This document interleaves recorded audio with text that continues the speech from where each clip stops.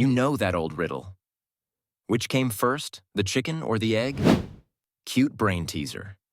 But in business, the question isn't about chickens. It's about this. Which comes first, motivation or action? Most physicians assume motivation comes first. Once I feel ready, I'll start my practice.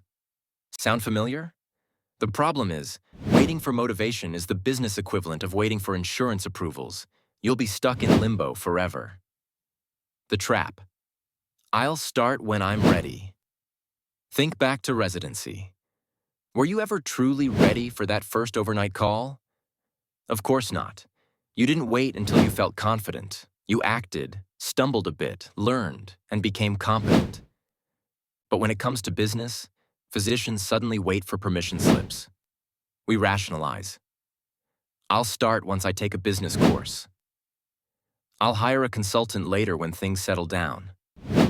Maybe after the kids are older. This hesitation is your inner critic whispering, "Don't risk it. Stay comfortable." That voice keeps too many physiatrists chained to RVU quotas and hospital politics. The truth. Action creates motivation.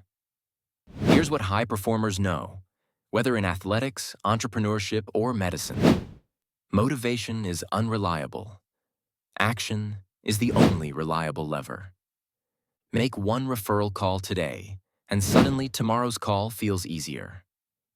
Spend 10 minutes reviewing your collections, and you'll feel the spark of control. Block 5 minutes to write down a vision for your practice, and the floodgates of ideas open. These aren't massive business overhauls. They're the equivalent of committing to 5 minutes at the gym. Once you start moving, dopamine kicks in. Confidence builds. Progress snowballs. The fear.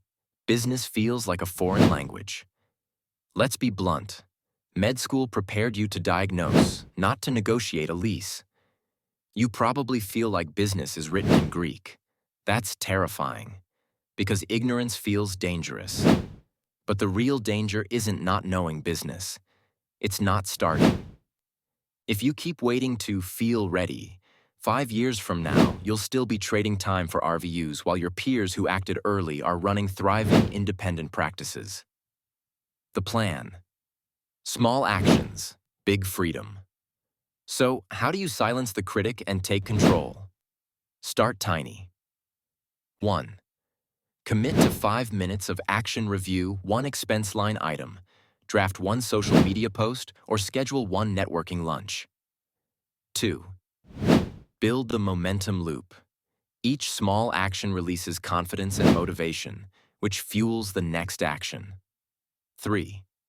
Celebrate progress, not perfection. You don't need a 100-page business plan to bill your first independent patient.